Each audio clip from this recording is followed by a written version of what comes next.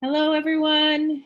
As you get online, if you haven't already, I am just putting a slido.com poll in the chat box just to get us started, get a feel for all the schools that are presented today and what outdoor resources you all already have.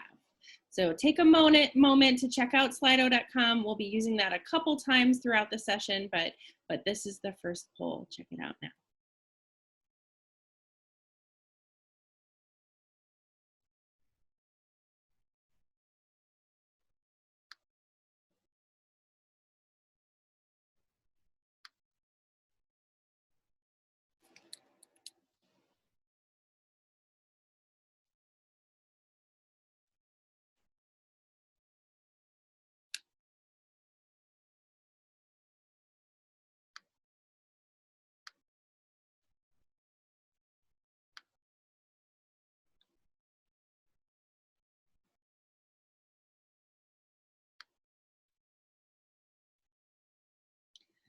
All right, and we'll probably have some more people trickle in just a little bit, but let's get started now. My name is Brianne Studer. I am the Director of Programs for Washington Youth Garden and the Friends of the National Arboretum. Thank you all for joining us for the second webinar session of the Summer Institute for Garden-Based Teaching. The first one, which was last Tuesday, has been recorded and is available in our course website, schoology.com. So make sure that you sign up for that if you haven't already. I want to give everybody a little overview of the Summer Institute as a whole. So Laura, can you advance the next slide, please?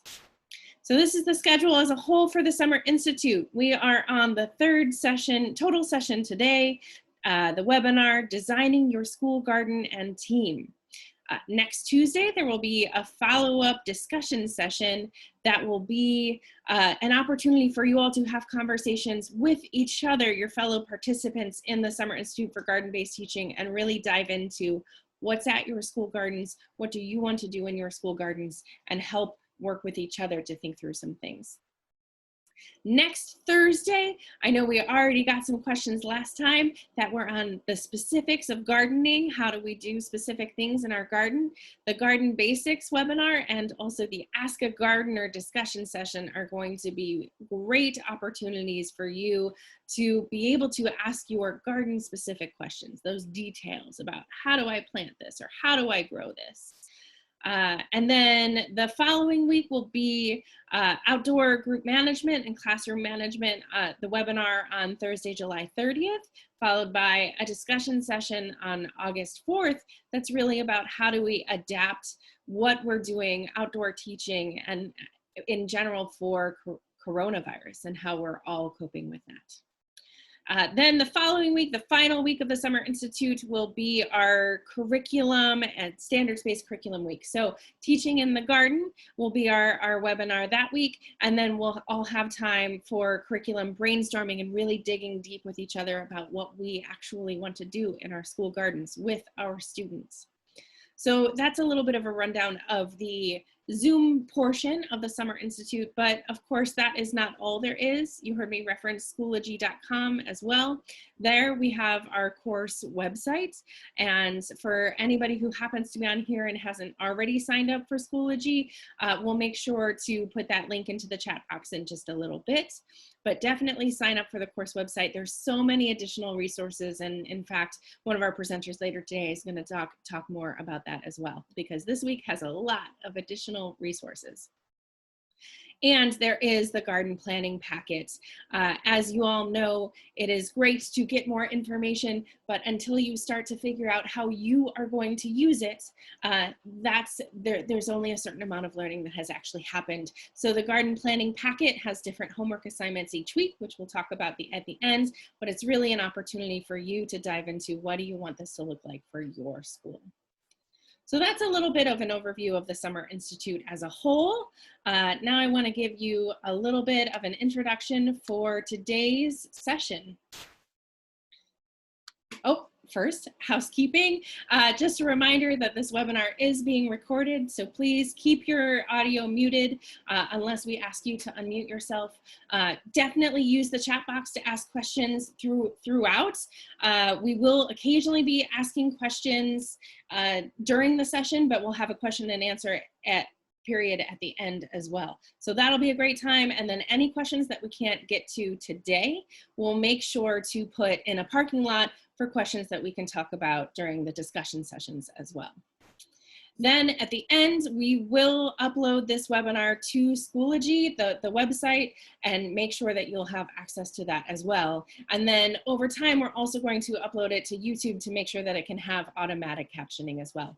That just will take a little bit longer for us to get to. And then lastly, as we already talked about, occasionally we will be asking polls. Today, they will be exclusively over slido.com. So occasionally we'll let you know, please head to slido.com and use the code that we give you, and a poll or a question will pop up for you to be able to run to. So that's some housekeeping for today. Today's session, designing your school garden and your team. For many of you who were on last week's webinar and also the discussion session, we asked the big picture questions, the why, what do we want to achieve with our school gardens? And this session is a little bit more about how do we achieve these things with our school gardens. I hope that you have been able to identify some of your core reasons and why you want to support your students through a school garden, but you may find yourself wondering now, how do I get started? Or how do I continue? Or you may wonder, well, if there is already a school garden that exists, how can I shift our program to make the impact that we really want to make now? This session is designed to help us bridge the gap from what we want to do to how we start to do that. By the end of the session, we hope that you'll feel inspired to think about your own school garden, what you want in it, and who you want to work with to be able to meet your goals. So right now, I am actually going to share, we've gotten a good number of responses. I'm going to give a couple more seconds for people to actually share the Slido poll and see the answers for the first question. So let me share my screen. You can see the slido.com code for today is 70735. And the first question that you might have seen while you were in the waiting room or while you first arrived is, what type of outdoor space do you already have at your location?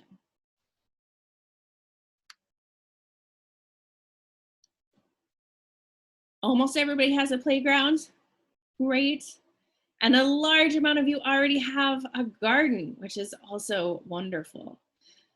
Less have an outdoor classroom space for you to really use to be able to teach lessons outside. And a not insignificant portion have no outdoor space.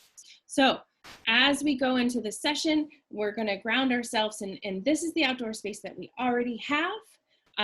Think back again about what is your why? Why do you want school gardens, and why do you want to teach in school gardens? And let's bring that through our presentation today. So Laura, can you pull up the slideshow one more time?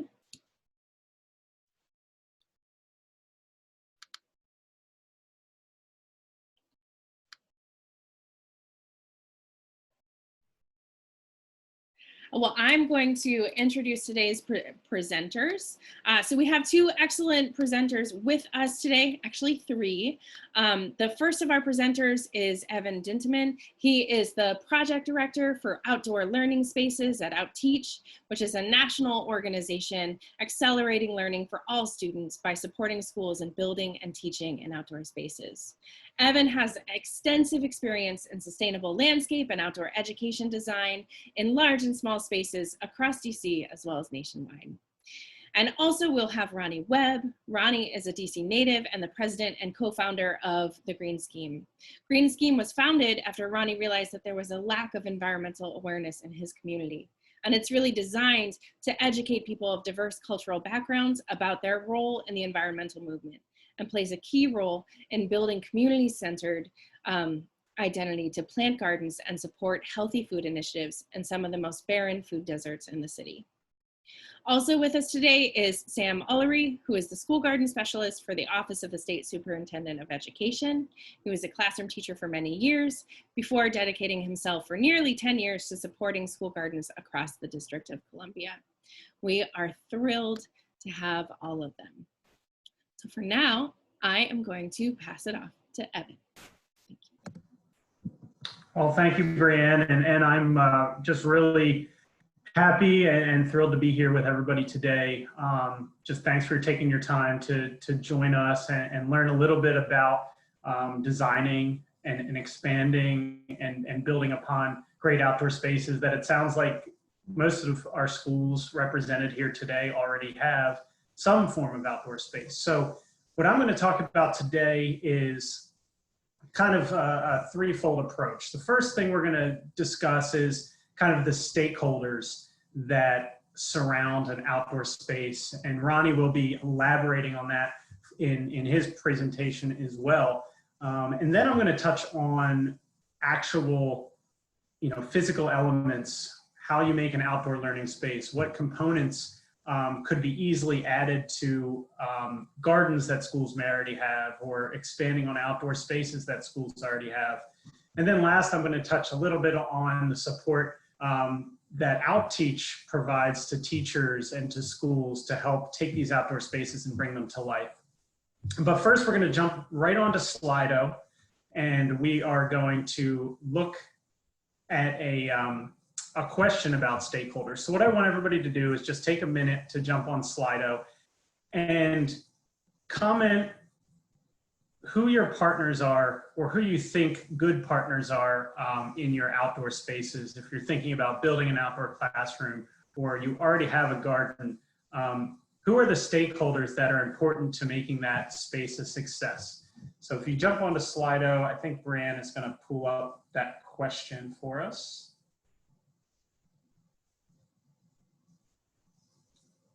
Yep, and it should be up now. So if you just brainstorm, list a few possible partners or partners you're already working with, and we'll give everybody a minute and we'll see the results that pop in.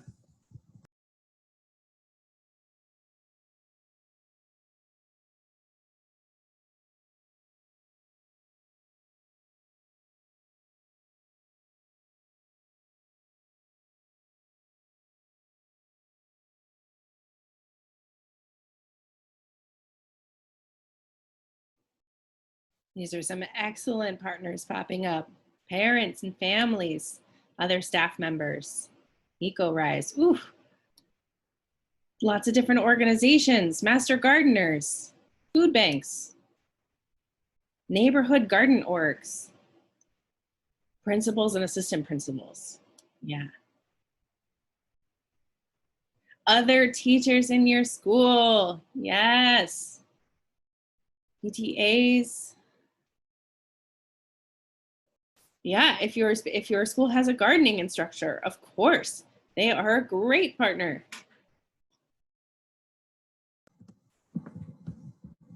And so maybe we'll just give another 20, 30 seconds if you guys have a few more thoughts. But these are all great, as Brianne's saying. I mean, these are all just great. I hope everybody's taking note of all the partners that folks are listing out here.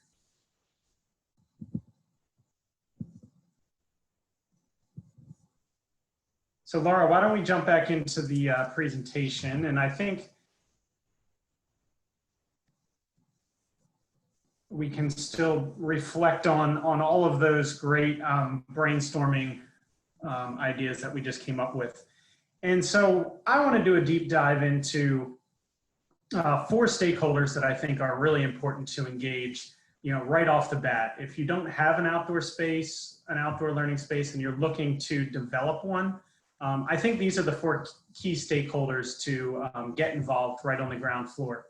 That doesn't mean if you already have an outdoor space, an outdoor learning space, a garden, that you can't begin to engage these stakeholders now. So, everything that I talk about today should apply to schools that don't have any space, or have some space, or even have a very well developed space. I think everything I'm going to be talking about can apply to all schools on all kind of different levels as far as what you have. So the first is school community. And I think I saw that in the Slido poll, a lot of people listing parents and PTO and other community members. So a lot of the schools, especially in the Washington, D.C. area, and as Brianne mentioned, Outteach is a national organization, but I'm here in the D.C. area. We do a lot of work here in the D.C. metro area. And a lot of schools have really strong communities that can be neighbors, parents, and just the neighborhoods that surround schools. So engaging those stakeholders early on in the process is extremely important and can really, help to sustain these spaces on the long term. A lot of folks probably think straight to the students. I mean, the students are going to be out there with the teachers, hopefully every day, learning in these spaces and growing in these spaces, but giving the students the ability to actually have some say in what these spaces look like and how they transform and how they're used. We find at Outteach is a really effective way to really up the engagement, get kids excited about going outside, and get teachers excited about going outside, because when students are excited, teachers are excited and certainly more engaged. Teachers are definitely a key stakeholder, making sure that spaces are built with teachers in mind, and that teachers have the resources they need, both outside in the outdoor spaces that they're teaching in, but also inside the support structure, the professional development, and the curriculum to go along with a great outdoor space. And then volunteers can take many different forms, and we're going to do a deep dive into each of these 4 stakeholder groups in a minute. But engaging volunteers is extremely important just to keeping that space sustained over the summer, or continuing to build upon that space without needing to dip into large sums of money. Volunteers can certainly help stretch a dollar. So be thinking as we go through this presentation of ways that you can start to engage some of these stakeholder groups. And Laura, if we can go to the next slide. So I mentioned communities and making sure that we're engaging our communities. An event that Outteach does, and I think I saw a few names pop into the participants for today that actually have partnered with Outteach in the past. So good to see you guys again virtually. But we hold a community design charrette. We call it our Design and Dine, because we actually throw a mini dinner party and we work with community stakeholders and teachers and parents and students to brainstorm what we want in our outdoor space at that specific school, and also brainstorm the longevity of the space, how the space will be sustainable. And so engaging your community members in an event like this at the school, I think is a great way to kind of get their buy-in, figure out who is willing to volunteer, start to figure out, what community members want to see in the space, what parents want to see in the space. And really it's a way to get that ground floor engagement. Now, if schools already have an outdoor garden, you can still hold these community events to talk about how we could expand the garden or present or display what you're already doing in your outdoor space. And I think schools should not shy away from this community engagement around your outdoor garden, around your outdoor learning space. I think it's a really key component to get the community involved. Laura, next slide. I mentioned students as a key stakeholder group. I think oftentimes, we don't overlook the students as a key stakeholder. I mean, they're front and center. The reason that we're doing everything we're doing when we're designing these outdoor spaces is with the students in mind. But getting the students involved in the design, in the planning, even in a maintenance plan for the outdoor space gives them that sense of ownership in the space and really helps them be more engaged, excited about using the space, enthusiasm for learning. So one thing we do at Outteach, which I think would be really easy to implement at pretty much any school, any teacher or group of teachers could lead a design challenge with the students. So what we do is encourage the students to think really creatively, use their creative juices. We don't want to limit their kind of creativity around this outdoor space. So we've seen things like hot tubs and trampolines and chocolate fountains show up on these student design challenges. But to me, that's just part of the beauty of how students are thinking and kind of how they view their outdoor environment. But then we also see, seating areas and vegetable gardens and flower beds, and we can begin to tease out elements of an outdoor learning space that students really want to see at their school. And so, once students get out into that space and see a new seating area or see a new whiteboard that's been installed and kind of feel a connection to that through their student design challenge, we immediately see, increased engagement, a willingness to try new fruits and new vegetables, a willingness to get outside of their typical comfort zone that they may be inside the school building. So I encourage schools to really reach out to students, and a student design challenge is a great way to do so. Laura, you can go to the next slide. So I mentioned teachers as a key to success of an outdoor space. I mean, at Outteach, we put teachers first. Teachers are our primary focus because we know if teachers have the resources they need, teachers feel empowered and also feel confident taking lessons and curriculum outside, that will trickle down immediately to students and student success. So Outteach likes to work one-on-one with teachers to brainstorm specific elements for the outdoor space. We look at a campus plan and we develop a master plan together. That can be through a similar design and dine event.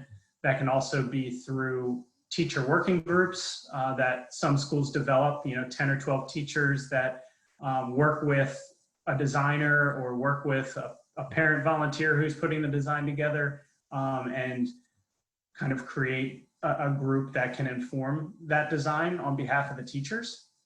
And so engaging teachers is also really crucial. And then Laura, one more slide forward. Last but not least, your volunteer groups. And I think, a lot of schools are already tapping into volunteer groups. But one suggestion I might have for schools that already have an outdoor space or are thinking about creating an outdoor learning space is to utilize your volunteers, but don't overextend your volunteers. So think about volunteer events in smaller chunks instead of one big volunteer event every year or 2 volunteer events a year, maybe a volunteer event every month that may last only an hour or 2. That's a quick garden cleanup after school or in an evening.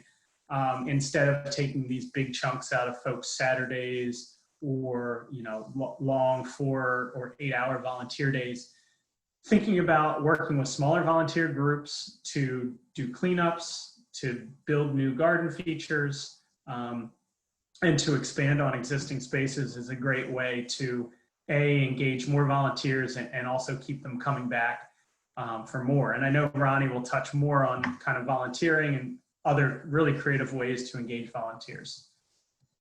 So Laura, next slide. So we're going to jump back onto Slido now, and then I want to spend some time talking about expanding outdoor learning spaces, some key elements to outdoor learning spaces, and then some elements that you can continue to add on. So on Slido, if everybody could just jump on, and we're going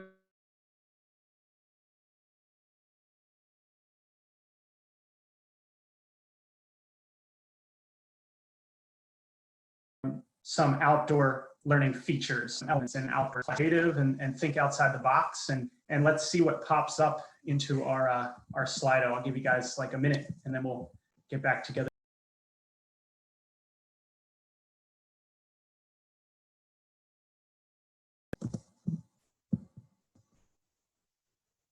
So seating, I see popping in. Fresh air, that's a key component to an outdoor space. composting, small group gathering spaces, tables, benches. Unexpected learning opportunity. That's very broad, but I do love thinking outside the box. I do love thinking outside the box. Greenery, areas to get messy, certainly. That's important for students to explore and be able to get their hands dirty. Tactile learning environment, a whiteboard.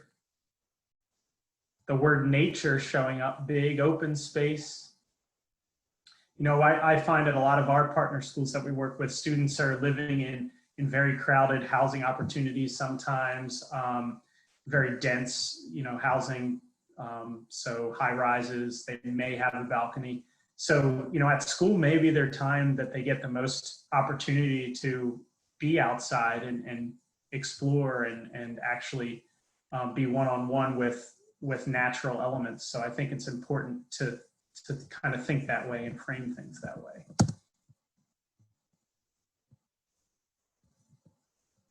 So I think this is great.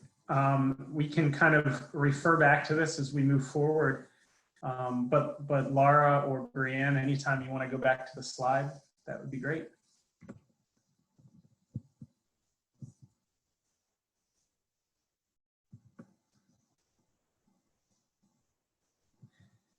So I think everybody is thinking along the right lines. I mean, an outdoor space should not be limited to what we see here in this photo, although I do think this is a really key component to every outdoor learning space, which is a seating area and a whiteboard. It could be a blackboard, but you know, whiteboards tend to be really effective in the outdoor space. Shade is also an important element, but when you bring these three elements together, I believe that it kind of gives a little bit of some sort of familiarity from the indoor classroom to the outdoor classroom. So a lot of times our instructional coaches at OutTeach will start a lesson outdoors in this seating area with the whiteboard, you know, students sitting, looking at the instructor. And that's where we'll spend 5 or 10 minutes kind of setting expectations, talking about the lesson that we're going to be doing, talking about the data we're going to be collecting. And then we'll send students off to explore and get their hands dirty and collect that data, whether it's, you know, pulling off a leaf and measuring it or doing any of the number of creative things you can do with an outdoor space. But that seating area also serves then as a space to regather after a little bit of hecticness sometimes that comes with letting students explore on their own. It's a space that's familiar, again, to help students calm back down, to gather and to reflect. So when you're thinking about adding an outdoor seating area at your school, say you have an outdoor garden and you think it would be great to have a seating area right next to it, think about first seating for 25 or 30. Think about potentially using tree trunks, which we call tree cookies. As you can see here, they're kind of a great way. They can be rolled around. They can kind of house one student per stump. And they're just a really great way to add some color and add some really natural interest to an outdoor seating area. A lot of tree companies, Bartlett trees, Adirondack trees will donate these to schools. Some just charge a very small fee for shipping. So if you're looking for these, start reaching out to tree companies and see if they have some available. But prefabricated benches that you can order online or build really quickly, a few parent volunteers could assemble some benches with 2x4s, are really effective as well. Outdoor whiteboards are great. At OutTeach, we use a heavy gauge aluminum whiteboard that measures 4 foot by 4 foot. And any national sign company can make a whiteboard. And so Signs by Tomorrow, Image 360, Next Day Signs can all craft and create these whiteboards. And they're a couple $100. They can be mounted to the school building. They can be mounted to a couple posts in the ground. Again, a really easy project for some parents or volunteers to take on. And it really helps to expand, your outdoor space by including a whiteboard. And then shade. So shade in the afternoon is really important. Look for north-facing sides of your building, so that students are not staring into the direct sun. Under tree canopies, you can look for areas of your campus that the building is shading in the afternoon, or you could consider installing a shade sail, although those do come with some cost and some logistics. So really looking for that natural shade on your campus is really important. Next slide, Laura. So once you have, your outdoor garden, and it looked like something like 78% or 75% of the attendees on this webinar have an outdoor garden at your school already, you may want to then add an outdoor gathering space with a whiteboard and some seating. And after you add that, maybe you're thinking, how can I continue to expand on this space? How can I continue to bring this space to life? So there are plenty of other ways to engage students and teachers outdoors. We mentioned shaded seating areas, whiteboards. In this photo here, which is from one of our outdoor spaces in Durham, North Carolina, you can see this glorified sandbox, if you will, in the left-hand side there of the photo. And what that is a stream table. That red table can be moved up and down to different heights to create different slopes. Students can then add some water to the sand. They can grab some of the rocks and other materials that are in the bin there and begin to build landforms on that erosion board. They can then use a water bottle or a watering can to run some water down that erosion board and look at ways that water moves across surfaces or erodes landforms. So you can get really creative with outdoor features. Perennial beds, monarch way stations, habitat gardens. A lot of schools already have raised vegetable beds, adding some herbs or some fruit in there. STEM instructional tools that allow students to get hands-on with science and math and other technologies. If you look at this photo again, this kind of silver circular tank that's in the kind of the middle of the space is actually a stock tank that you can get from like a Home Depot or a Lowe's or any other supply store. We built that up with clay and rocks and then filled the top layer with water. So really there's only about 2 or 3 inches of water, but it's enough to grow some aquatic plants. Some fish can even survive in that little bit of water, but it's not a safety hazard. And it's a great way to get an outdoor water feature into your space without having to dig into the ground or install electrical or plumbing or anything like that. Rain barrels, compost bins, I saw people mentioning, great ways to kind of get environmental education, conservation into your outdoor space. If you install a garden shed for storage, you can include a rain barrel right on the side of that shed and start collecting stormwater. So thinking really creatively, brainstorming with your teachers, with your PTO, with the community is a great way to come up with a lot of these awesome ideas. Next slide. So just to wrap up my presentation, I'm going to take about 10 minutes here to look at a bunch of photos and really zoom into some different case studies on spaces that we've designed at OutTeach.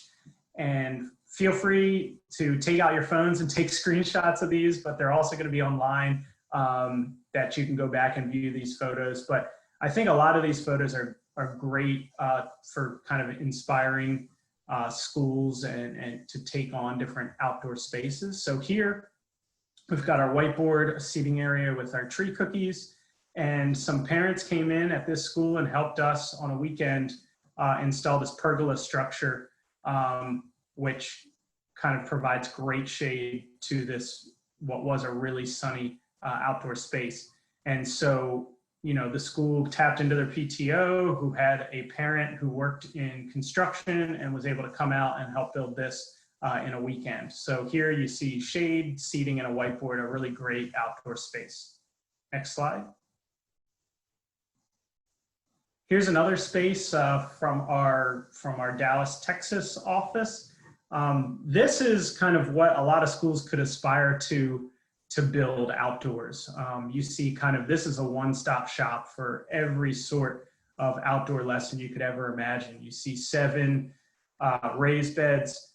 The one along the walkway there is an ADA accessible raised bed, so it's about 24 inches tall, so a student in a wheelchair can roll up next to that and still get their hands dirty and participate in a lesson.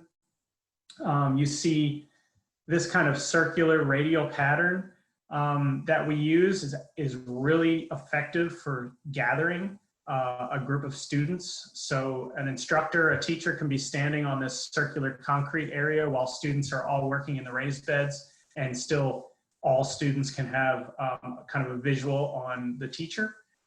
It's not going to work at every school. You need a lot of space to do one of these radial patterns, but it is something that if schools have the space, that's really effective. You can see here a permanent shade structure that has a roof that, that way you can be out there in the rain, the snow, if you wanted to be, and stay dry underneath that roof structure. You can see a whiteboard, some tree seating, and then another water feature, a small pond, some native perennial plantings. So this is really kind of the Cadillac, if you will, or the Mercedes-Benz of outdoor spaces. But I just think it kind of demonstrates, you can continue to add and build on in small chunks and someday, end up with a great space like this. Laura, next slide. Here, we're a little closer to home for most of you in Fairfax, Virginia. This is Lynbrook Elementary School. So here you see a space that does not have a shade structure, although just out of the view of this photo, you see that big tree in the background. There is a seating area with some benches and a whiteboard underneath that beautiful canopy tree. But here, basically, we've got a very sunny space. So we've put, again, these radial designed raised beds. One thing, if you're thinking about adding raised beds to your outdoor space, you'll notice on the top of the raised beds, there's this wider board. That's a 2x8 cedar board, but it can be pressure treated or really made out of any wood you'd like.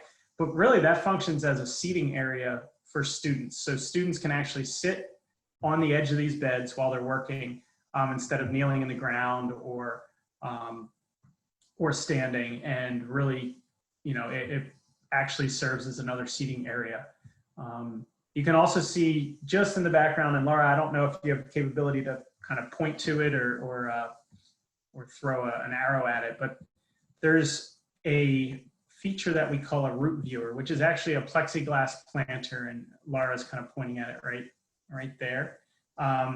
What that is a really small plexiglass planter, and schools have been using those to either plant some vegetables and look at the root structure through the plexiglass in the soil, or schools have also been looking at like a juxtaposition of a banana peel and a styrofoam cup and watching the decomposition underneath the soil. So that is a feature with a couple pieces of plexiglass, a couple 4x4 posts, and a few scrap pieces of 2x4s that you can build pretty easily in a couple hours with a parent volunteer group or a PTO volunteer group. Another really easy feature, you'll see there's this thermometer, this big circular thermometer. If you just get a 4x4 post from your local hardware store and attach things like a thermometer, a wind gauge that will spin, or a wind vane that will spin on the top, you can get a barometer, a rain gauge. You can create a really quick data collection station for weather monitoring. So you can have students go out there and take the temperature, look at recent rainfall, look at wind speed, and for that feature, we're looking at maybe $100 worth of materials and an hour worth of time. So really think creatively about these small features that you can add in really small chunks across the year to really build upon outdoor garden spaces that you may already have or outdoor learning spaces that you may already have. Next slide. Here is Ketchum Elementary in DC, so really close to home for many of you. So here you see raised beds, an ADA walkway, and some vegetable gardening. I wanted to stop here and just talk about raised beds for a second, because raised beds are really a great way to jam a lot of curriculum into one outdoor feature. So obviously you can look at science and you can talk about planting and look at vegetables, and that ties into, you know, healthy eating and the life cycle of plants. But you can also use raised beds as a math exercise. You can actually take area, perimeter, you can work on volume with raised beds and actually calculate how much soil you would have to order to fill a raised bed. So there's a great math lesson. And one of our instructional coaches also teaches an English language arts lesson using a seed packet for a vegetable. So if you take a packet of seeds, there is so much data and writing and you know, other things you can get off the back of the seed packet. So usually they have spacing of plants, so 18 to 24 inches apart. So you can begin to work with your students in actually calculating how many vegetables could fit in a raised bed. Usually there's a description with some words that may be new vocabulary to students, like heirloom. Like, what is an heirloom tomato? What does that word mean? There is also stuff about climate zones on the back of the seed package. There's also things about watering and care. And so using a seed pack, which you can hand out to students and they can engage with, is a great way to kind of get all of those curricular connections around a raised bed, and a very simple feature that many of you guys already have in your outdoor classroom spaces. Laura, next slide. And so I think this is our last slide where we're looking at outdoor spaces, and I'm going to talk just a little bit about our curriculum and our professional development at Outteach. But this is another space in our Dallas, Texas region. You can see here we're using that north-facing side of the building to cast a shadow in the afternoon on this outdoor gathering space. So in the morning, this will have some sun on the students' backs, but really the shade starts coming over around 11 a.m. and this space is fully shaded in the afternoon. But again, just thinking creatively about, you know, how you can install these outdoor spaces and get these spaces at your schools, especially with COVID and the need to socially distance and be outdoors. I think adding these spaces can really serve schools well this year and for years to come. And so here you see, you know, welcome signage, student artwork, a whiteboard seating, and the shade from the building. And Laura, next slide. So at Outteach, we feel like, you know, installing these learning tools, which we call them, these great outdoor spaces, dynamic outdoor classrooms, is only part of what makes these spaces successful. The next, we feel, is making sure teachers have the resources they need to manage classes outside, to take curriculum from the indoor classroom setting to the outdoor classroom setting, and to really engage students in that hands-on education. So at Outteach, we also build, we do work with schools to build these outdoor spaces and design these outdoor spaces, but then we also can work with schools that have existing outdoor spaces or want to expand on their outdoor spaces to provide professional development to teachers. And we can do full staff trainings and one-on-one trainings with teachers to help them, you know, connect with those spaces, feel comfortable working in those spaces, and learn all the things that you can do in an outdoor space. And Laura, last slide, please. So just kind of diving in a little deeper on our professional development, you know, we offer one-on-one instructional coaching. We do group trainings with full staffs and workshops. We have something called our professional learning community where educators from all of our partner schools get together. It used to be in person. With COVID, it's going to be virtual, at least for the coming year. But it allows schools and educators to share their ideas, what's working, what's not working. And so, you know, I encourage you, if you're interested in finding out more, we can kind of give you a temporary password to our online coaching center where you can see some curriculum and some instructional videos. So feel free to reach out to me or check out our website. You can find out a lot more. So that's all I have now for my time. If there's questions, I can answer them in the Q&A at the end, but I'm going to hand it back to Brianne. Thanks so much, Evan. There's so many great ideas in those pictures. I always love seeing examples of school gardens and just the creativity that can go into designing a space that really fits the needs that you have at your school. So we're going to pass it over now to Ronnie from the Green Scheme and talk about their experience with school gardens and building strong school garden partnerships. Ronnie. Thank you, Brianne, and thank you, Evan. That's a great segue to move forward to. So, next slide, please. Okay, so the first things first, right? I looked at the survey earlier, poll earlier, and saw that a lot of folks have existing gardens, which is really good. You know, so I can't assume how long those gardens have been in existence. Some may have been a long time, some may have just been recently getting started up. But one of the first things that's very, very, very important is to sort of establish a backbone and spine for your garden.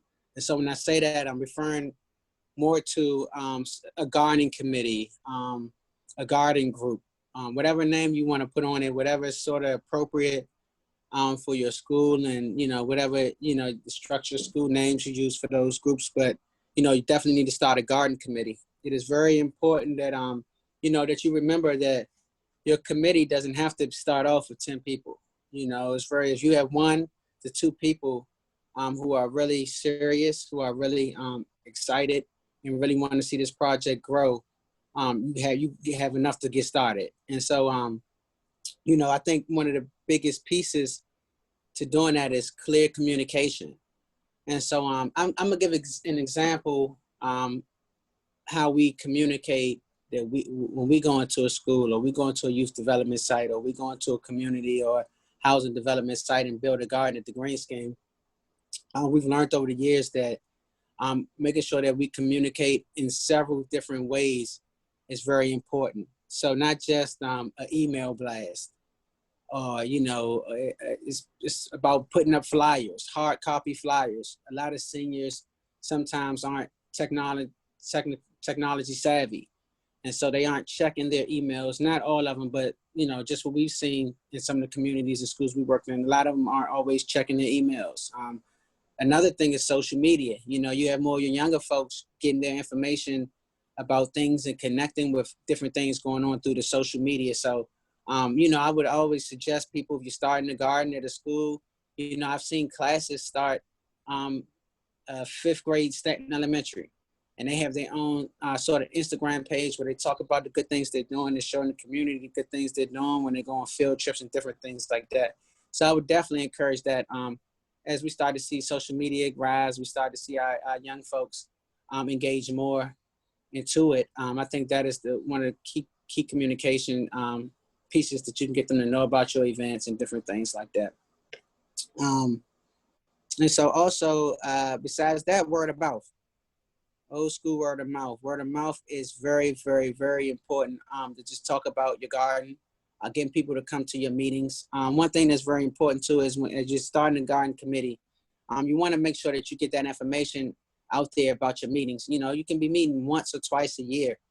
You know, so, but it's very important that you put the flyer, email, making sure no one feels left out. And if for some reason, which, you know, it can happen, somebody feels left out, you know, we make sure that you address, you know, anything that you can to, you know, make sure next time that they're able to get the information that's coming out. We've been able to, one thing that does is it protects you very early on in your project. We've had projects happen where, we come into, a community or a school and they really wanted us to come in, but it may have been somebody who may not have felt like they were part of that process. With them feeling like they're not part of the process, they're going to say, I didn't hear about it, or, what meeting? They didn't have no meetings, or they didn't do this. And as long as you have a paper trail that you're doing a flyer to let people know about the meetings and you're communicating it, you really cover yourself to show people that you're really, you're really trying to be as transparent as possible and give everybody a handprint on the garden space. Next slide, please. Partnerships. So that's next. So it's just starting to really get momentum to how you're going to start, or you've already got started and have your space really ready to go. Even before you get it ready to go, you want to have great partners. So Evan mentioned a great list of stakeholders. I saw in the Slido, it was other great list of stakeholders. I really encourage you to definitely reach all those people. I sort of jotted a list down just really quickly. And one that I want to talk about, we can go on the slide first, the faith-based community. So for instance, we had a Stanton Elementary was a school that I was running an after-school program at, where we built like three raised bed gardens on legs. But I had a group of young males. It was an after-school group called the Peace Kings. It was like 40 or 50 at-risk youth who we provided our garden after-school program to. And so they started off building 3 raised beds with legs on them, and we planted it. And so part of what we were able to do is we wanted to say, okay, we had 3 raised beds, but we had 40 kids. And we were just starting this garden also. We wanted to figure out how can we make sure that all of these kids could get a fulfilling experience in this space. And so what we did was we used, just some of our partners. We had churches that were surrounding the school that we had prior partnerships with. And we were setting up for them to get trees from Casey Trees, from fruit trees, right beside their pantry. They have a nice pantry that they distribute a ton of food out on a weekly basis. And this is in the Woodland community in Southeast DC.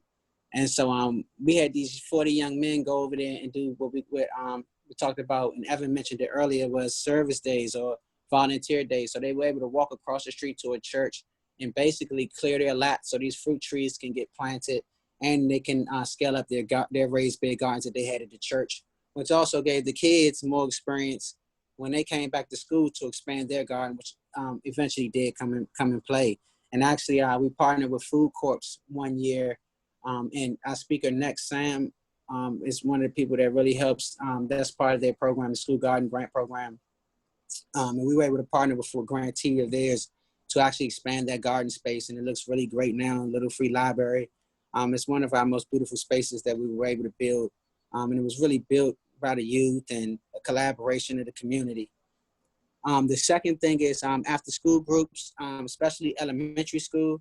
Those kids don't, their parents usually have to come get them. They're usually in after school. So we really target at Greenskin, we really target elementary schools.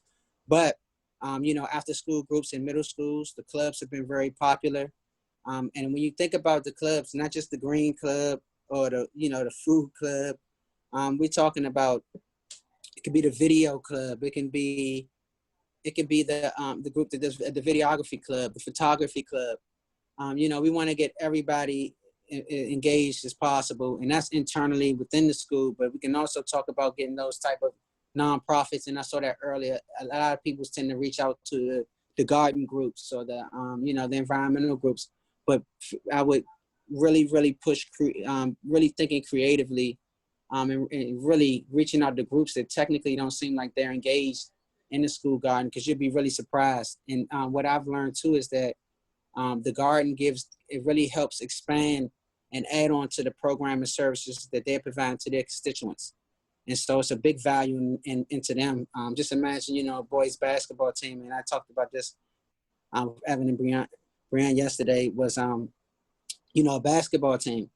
You got a good team, a good AAU basketball team or school basketball team. You're winning, or, and the kids are learning, you have a great program. And now you're taking it a step further and make sure these kids are connected to eating healthy, and showing them how they can perform at the highest levels. It's just an easy connection to sort of make. Anything else? Let me see. Be strategic. Thinking about your partnerships. Trying to think. I feel like I'm missing something. Faith-based. Okay, yeah. Also, I didn't go through my list. That's what I wanted to go through. So, we talked about like sports teams, local churches, faith-based community, also community influencers. So people that are doing things, it could be your local comedian, your local singer, your local entertainer who's from this community or is doing work in this community, who has a voice. Invite them out. Invite them to be a process, invite them to have a handprint on the garden in some form of fashion. It may just come out, and just work with the kids, volunteer. But different things like that are really ways to get a lot of engagement in your space, get people excited about it, and bring visibility to it. I also have the school government, getting them involved, getting the SGA and the school involved. Local politicians is another great one. Like in Ward 8, we've had Trayon White, the council member Trayon White, come out to our gardens and to our programs and to future sites. And just really having him on board, or having the local politicians or legislators on board, knowing what you are doing so they can get you some support, I think is really key. And I would also, I have a side note, and this is for my DC family that's on the line. We have, ANC meetings, advisory neighborhood commission meetings. And so just for people this is for the folks that are really just starting out, they may not have gotten their garden built yet, or really just have the idea ready to go, know they want to do it, but just trying to walk their way through the smoke. If you can, put together like a flyer or 3 or 4 slides about, a garden, what the space looks like, what you potentially want to add to it, and go present it at your local community meetings, your local ANC meetings, because you can you letting them know you're doing it at the school. I want to do this at, per se, Langdon Elementary, and I go to a Ward 5 ANC community meeting, and I present, hey, I want to build a school garden at Langdon Elementary. I'm looking for some folks. And when you present and you let them know your idea, you'll find a lot more folks who are really interested, especially community folks who want to, connect those dots. Next slide, please. Engaging your community. Okay, so these spaces, like I just mentioned earlier, we're talking about local community influencers. We're talking about the sports groups. We're talking about just different groups and partners that you can get to engage into the space, which gets them to buy in and sort of invest in the space is what you really want. And so, Evan mentioned it earlier, the volunteer events are really good. And he mentioned, don't look at it as one big event, break it down to, smaller events. It could be an hour. And I would encourage different groups to come. So, for instance, law firms love to partner and come do community work, getting them to come help with the maintenance, getting certain school groups and organizations internally within the school to come volunteer. Teachers, parents for sure, parents, especially like the PTAs. Oh my goodness, and I know a lot of you already know the PTAs are very supportive, especially in certain schools. So any way you can get them on board, let them have a process. I think that's really, really great. Also, what we have done and these are more like my gardens that are in the community rec centers, but it's definitely very possible in schools, is have the kids do events where they donate the food. So they can donate the food to a local pantry, which is close into the surrounding community. They can set up farm stands or have community markets. Those are big ways to engage the community or the school, the parents. They do it a lot in DC with the Joyful Markets program. So I encourage y'all to look up that. It's a great experience. We are actually, able to grow food in our garden, and then the kids are able to go down there. We walk them down through a Joyful Market experience, and they're able to go identify the same foods that they're growing and get them, know what they look like, get recipe cards. So it's just making those connections, I think are really cool. Another thing that we do that is very, very, very, very engaging, and we really turn these gardens up, is when we bring performers there. So we have poets come out, We do lunches, as Evan mentioned. They do dinners and planning sessions. Any way you could do stuff like that, a cookout. Just making sure that people respect the space, know the rules. You're not doing anything dangerous, but those performances and those performance spaces are really dope. And what I'm also finding too is that something that'd be really cool is having the parents. I'm finding that a lot of parents, and what we're starting to do is we're actually launching our first one next week. It's like a parent gardening club. So the parents are getting into it and they're learning more, and we're giving them spaces in our different urban farms and urban gardens that we have associated with Department of Parks and Recs. But if you have a big garden at your school, I definitely would encourage you, to get the parents to start their own parent group, their own parent gardening group. And then the last thing I would definitely want to mention is art. So we do a lot of events where we might bring a DJ out in the garden. But it's a whole service day party. We got food, but you got to work. You got to go, you got to plant, you got to weed, you got to add soil and compost.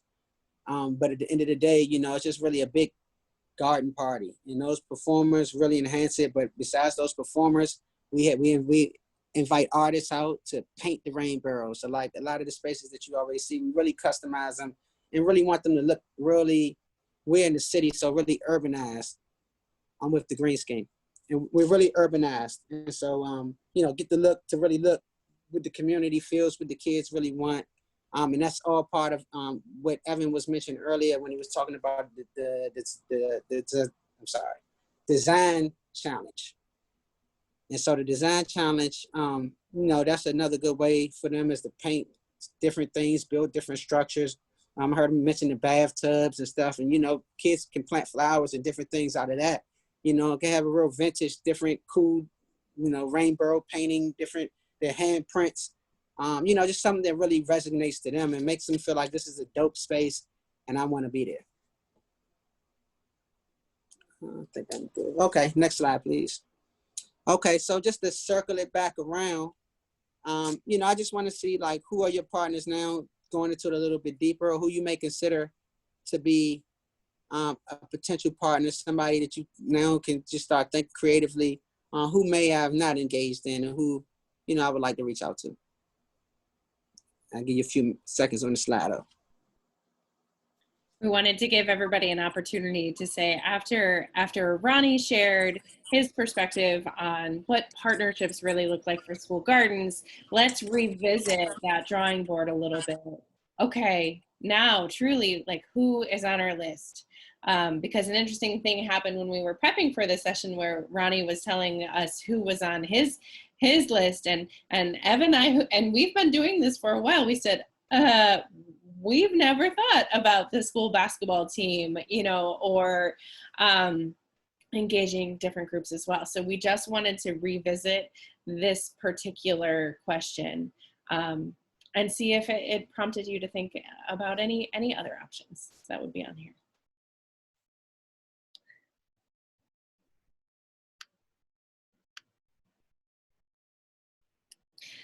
Ronnie, would you like to share anything about the water that you all are working on too? Yeah, for sure. That's a great question. So we started out, that school that I mentioned to you at Stanton Elementary, we started doing an after school program where we had the kids build the garden, and we were looking for really different partners and different things. And so one of the things that they did, they had an entrepreneurship group that came in before us. And so the entrepreneurship group, we just wanted to figure out a way that we can really partner in the entrepreneurship with the school gardens. And so, after we didn't figure it out, the group left, and then we ended up coming back during the wintertime. And during the wintertime, we really wanted to expand our programming. And so the kids just had found this love for mint. They love mint. That was their favorite thing to grow. And so what we did was part of our classes was teaching them how important water was. So we did these workshops where we were infusing water. So we finally came up with this idea, let's infuse them and put them in bottles and sell them. And so, it was a real organic idea. And so what we ended up doing was this is right around the time the cottage food law was coming out. So we really, we really wanted to just explore this with the kids. And so what we did was we ordered a bunch of bottles, thousands of bottles. We had to talk to DCPS Food and Nutrition to get access to their kitchen space, make sure we were able to plan it right with the school. But we had the kids go down and bottle up and infuse mint water. We had somebody there with their food handlers certification, and the kids had head nets, gloves, and masks, and they went in there and they bottled up and infused their water, and we were able to keep it in the refrigerators there. And we expanded that program to actually do it at the Nats Academy. We had groups coming in at the Nats Academy. We were able to use their kitchens, and the kids were able to sell them. And we were working on partnerships like at the National Junior Baseball Academy, selling them at their concession stands. But the kids were selling them at their events at school and were selling out. And so it's just a great program. And so what we do now is we just, if we're at the school long enough and can get that deep into past our curriculum, we have a Shark Tank series that's after our curriculum. It's like an additional piece where they can actually take a product from their garden and take it to market at a farmer's market, take it to stores maybe, anyways, restaurants that they can buy from them. And we've actually, at our organization, the Green Scheme, we've actually taken it a step further and worked with a co-packer, worked with a distributor, 4P Foods.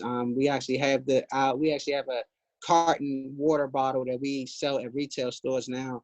That's sold it's distributed through 4P Foods, but it's sold at Good Food Markets, all types of conferences and different things like that. So if y'all get a chance, check out our social media at the Green Scheme and at Corner Water, so you guys can see some of this stuff. It's a really cool program, and it's really mirrored off of it runs really parallel to the Girl Scout cookies, but it's just not as up and established. But that's what we, are similarly trying to get to.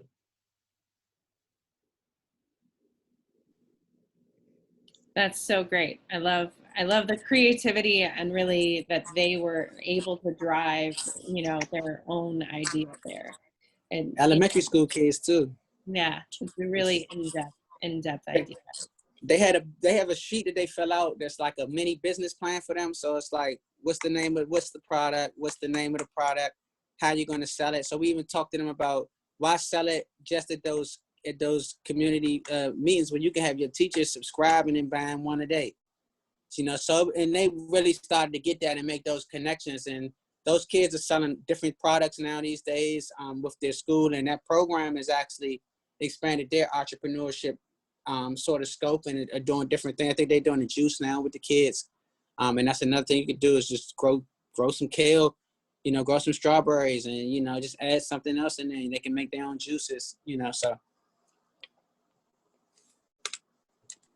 That's great. Thank you so much, Ronnie. If you all have specific questions for Ronnie, feel free to throw them in the chat box and we'll get to them in the question and answer session for sure. But for now, we're going to pass it over to Sam Mullery, who's going to finish it up. Thanks, Brianne, and thank you, Ronnie and Evan. I just have 2 short slides to show. But first, I just want to say that school garden photos are my favorite photos to look at. And I feel like a coffee table book of school gardens is a bestseller. So those are some great photos we just got to see from Evan and Ronnie. Always really powerful to see kids in the garden, but also some really intentional design happening. And I've had the pleasure of working with both Evan and Ronnie. I will never forget the design charrette events that I've been to, a couple with Outteach, and those are truly very powerful, as Evan mentioned, events where there's just a whole lot of ideas being generated and you can just see the enthusiasm. And from me as an outsider watching it, I can just I know this program is going to be successful because it's happening. The teacher and student engagement is happening before the garden is even built. And then Ronnie, your events are awesome, man. That event at Lucky that you all put on, you're not even joking. I mean, you guys had that DJ blasting music. You guys had a live rapper rapping about healthy food. and birds of prey flying around. Like that was crazy, man. That was awesome. Um, That was cool, Sam. so yeah, thank you both so much for sharing. And so I just wanted to talk just very briefly about, let me just pull up my notes. Sorry, I got distracted thinking about the other presenters here. So I just wanted to talk a little bit more about stronger school and community connections, and just wanted to share two images here. The one on the left shows a school garden market that is happening at Thurgood Marshall Academy. And I think this is a really great example of a way that students are leading a student-run farm stand that is on the school property, and it's engaging with the community after school and parents after school, selling produce not just from the garden, but supplemented by produce from a CSA or a nearby farm. So I think that, like Ronnie was saying, you know, when kids can run a business or have some way of advocating for what they're doing, and they're at the front of the community engagement, that's always, I feel like, a really successful venture. The image on the right is the Aussie Department of Parks and Rec sponsored Shared Roots program, which unfortunately wasn't able to happen this year due to COVID-19. But I think a lot of the ideas can be adopted at the school level. And so basically it's what's been spoken about already today. The idea of not focusing so much on these big one-time annual events, but what is the ongoing engagement that can be had between the community? And also realizing the need for gardening space. A lot of the community garden plots have multi-year wait lists, and the school gardens, especially during the summertime, are often underutilized. So the idea of this program is to invite community members to the garden over those when school is closed to maintain and care for the garden, and in exchange they take home some produce. And my dream for this program is really that it's not just during school closure time, but that the partnership continues where you have a community school garden and you have intergenerational gardening experience that's happening between students and people from the community. I just think that's a really beautiful, powerful model that I think would serve both community members and students really well. But really what I wanted to say on this slide is this, again, is going to be of no surprise to folks, but there is research out there that says that the most successful school garden programs tend to be ones that find ways to include both the school community and the community of people surrounding the school in the program. So we're really talking about two sets of communities, the school community and the surrounding community. And yeah, I mean, we know based on the research that your garden will be more successful if you do that. Next slide, please. And I just wanted to, there are a lot of resources in the folder for this session, and I really wanted to highlight them because they're there, and I think that they're very useful. There are a lot of resources on designing and building your school garden. There are design guidelines. There are photos of school gardens, lots of photos of school gardens. And there are guides on how to build different elements in the garden, and also mapping guides, which we talked not as much about, but mapping is a really great exercise in planning for your school garden. And then for the community and committees part, there is a list of recommended partner organizations, and Ronnie, I'm gonna have to expand that list based on some of your ideas. I do not have the basketball team on there, but it's really just a place to start with those kind of those organizations that have experience with school garden programming. But I do encourage, and I echo what Ronnie said, to expand beyond that list where you can. And then there's also guides on building and engaging the community. And then lastly, we have a lot of guidance around planting. We are going to have a webinar specifically devoted to gardening, but we thought that there was some interesting stuff in here that might be helpful in the design piece as well. So be sure to check out these materials on Schoology, and I'm going to hand it back over to you, Bran. Great, thank you. Laura, can we go to the next slide?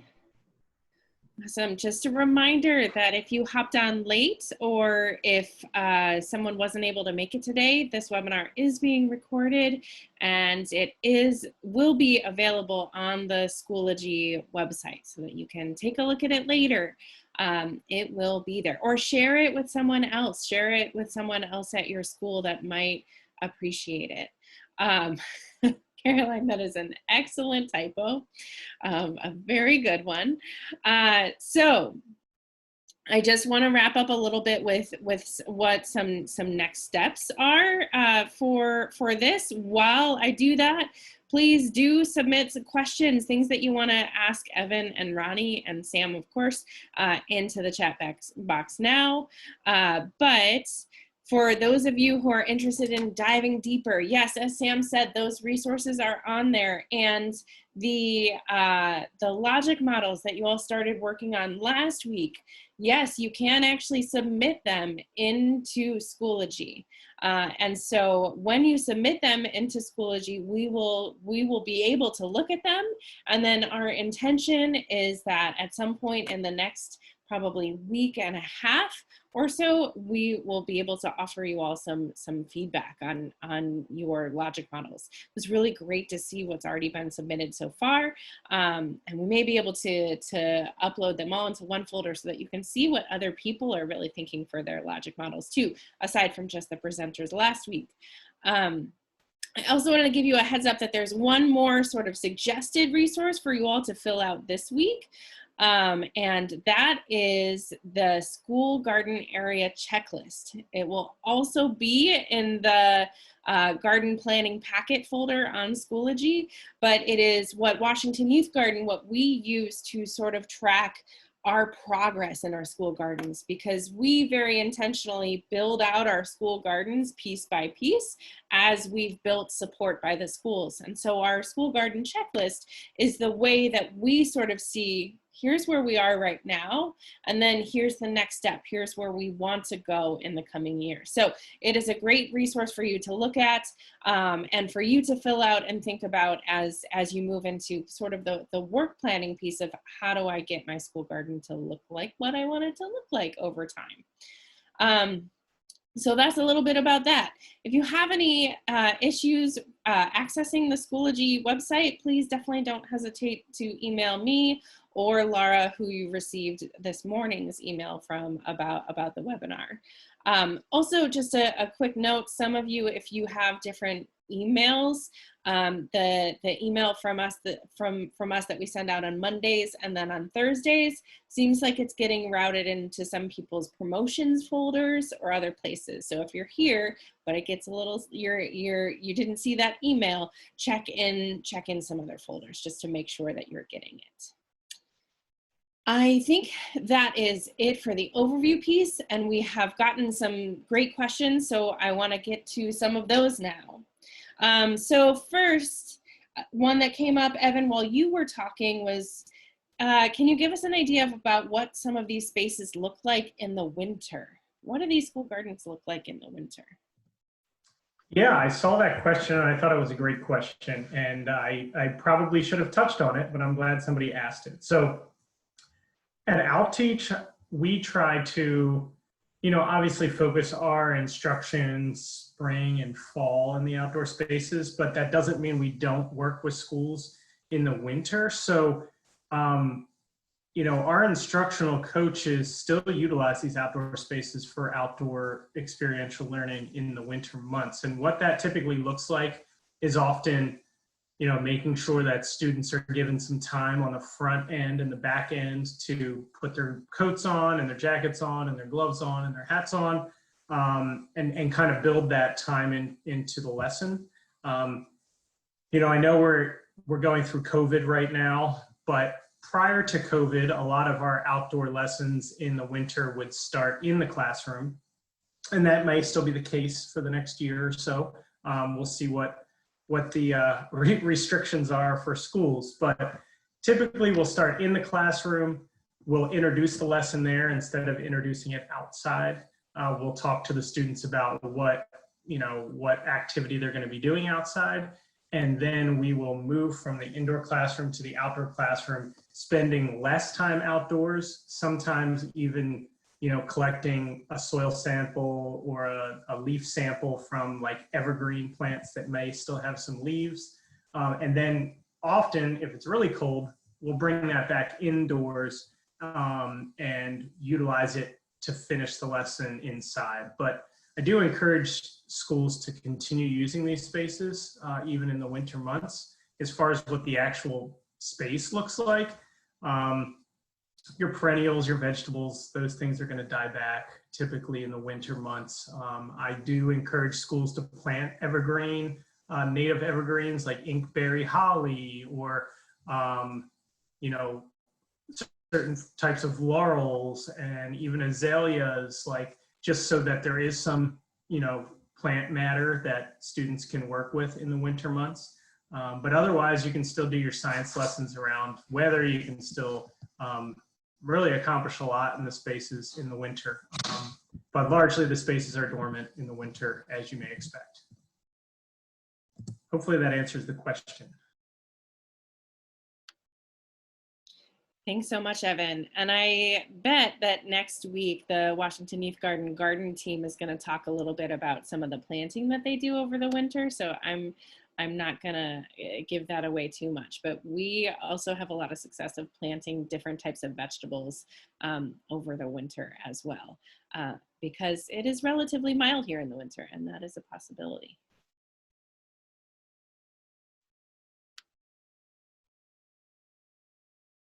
Okay, and Evan, a question of if you are going to be on Tuesday's phone call or Tuesday's discussion session. I am planning to be, yes, I'm planning to be.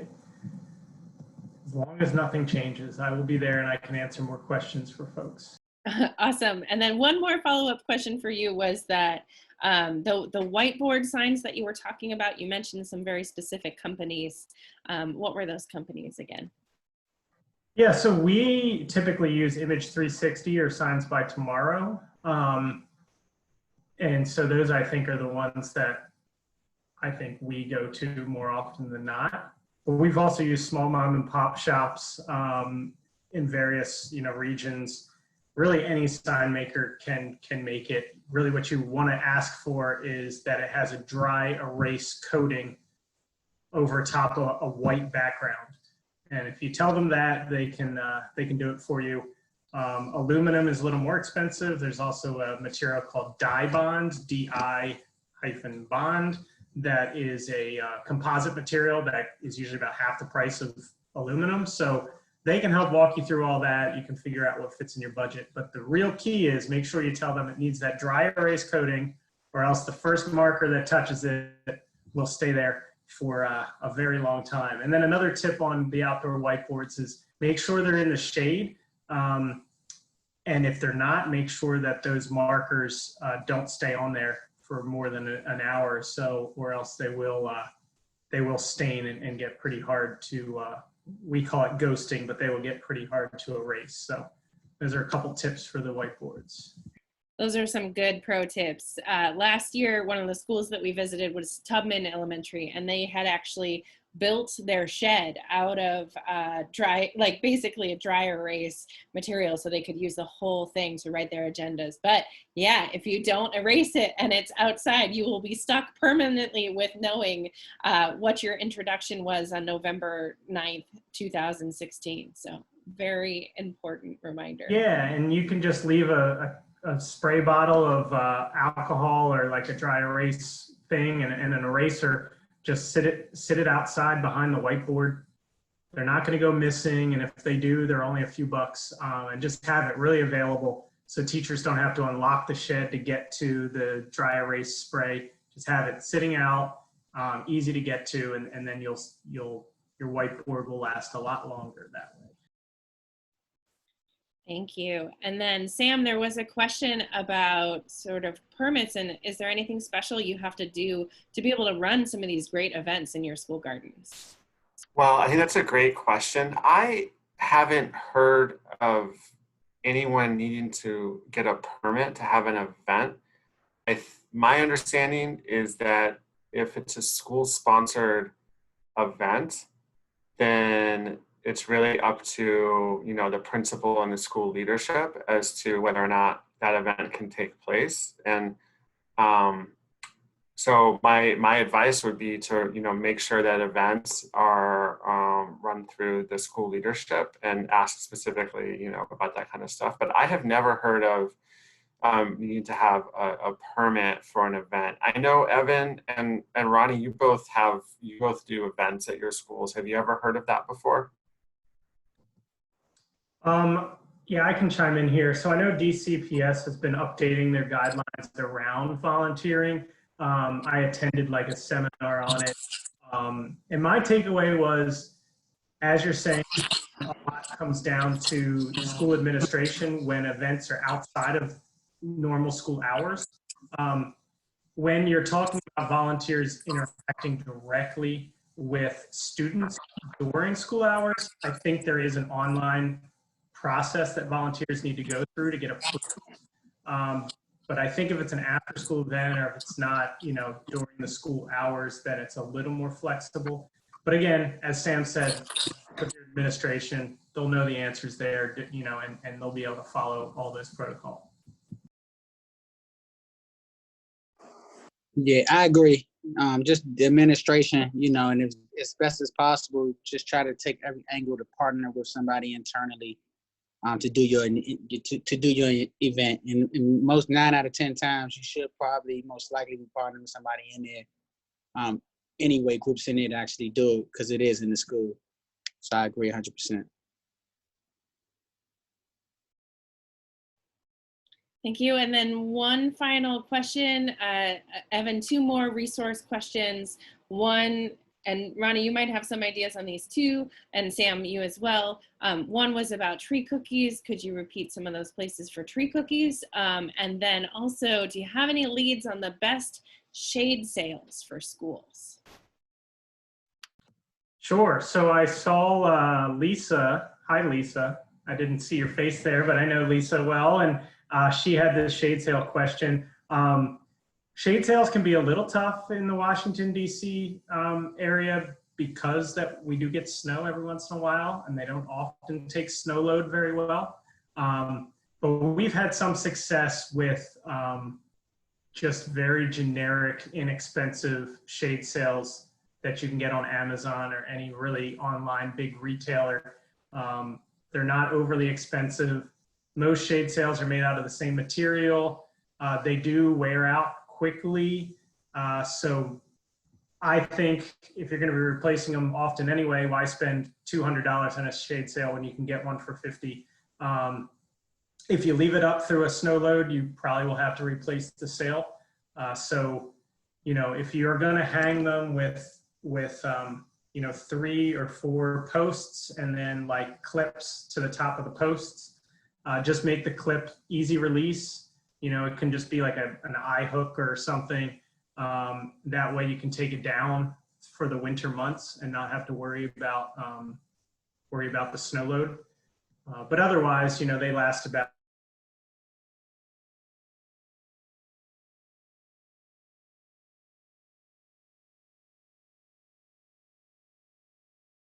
a year or two, and trees are against buildings. But if you do want to try them, I would just say buy an inexpensive one that gets good reviews online. And then the other question was about tree cookies. Yeah, and the companies, right? So I could list off like 30 different companies, but I wasn't prepared to do so. But what I would do is just type in tree removal or arborist near me and just contact as many of those as you can. I mean, there's Casey trees, there's Davy trees, there's Adirondack trees, Bartlett trees, you know, and a lot of times even the small, like, you know, mom and pop shop kind of tree companies can get you tree cookies too, and they'll respond quicker. So just reach out, cast a wide net. A lot of times you got to catch them at the right time because they have to have taken down a tree before they grind it up into wood chips, and you got to catch them at that right time. So sometimes I'll just say, hey, email me when you've got some, and it may take them a month or two, but you know, that becomes waste for them. So if you can take it off their hands and it goes to a good use, they're usually willing to offer it up. You might just have to wait a little while. Thank you. And Sam put a great link in the chat box. Sam, do you know if that website is part of one of the resources that you've shared in Schoology? It is in the document titled Garden Care Directory in Schoology. Awesome. Yeah. And Evan, I really like what you said, that you know, it is sort of, you have to be patient and work with them. I think that's a good reminder that oftentimes companies and small businesses are really willing to work with school gardens. It is just about finding that match of time. So it's about making sure that you start planning well in advance so that you can make that match work out. It's much harder to do that if you're working on a really short time frame.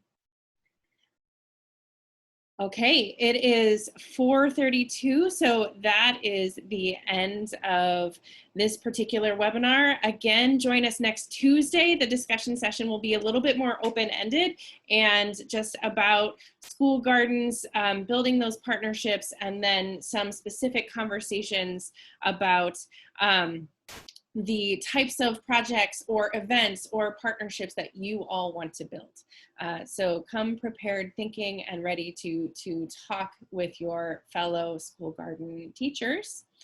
Otherwise, we will see you next Tuesday, and then next Thursday, the webinar will be Garden Skills with the awesome Washington Youth Garden team. So that's it for today. Thank you so very much for hopping on board. I am going to stop recording.